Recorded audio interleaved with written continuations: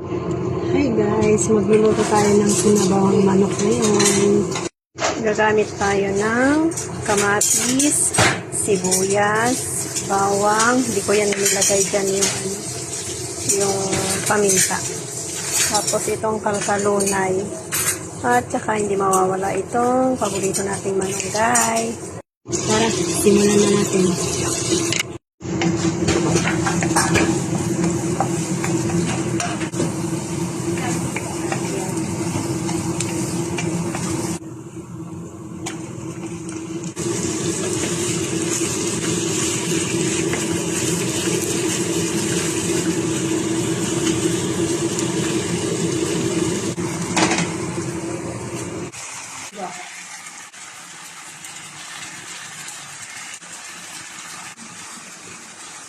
Lagyan pala natin ng patatas guys. Kaya wala kaming sayo.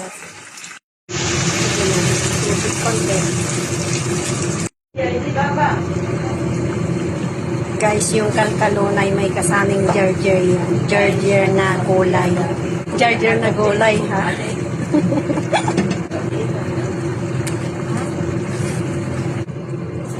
Tara, kain na tayo.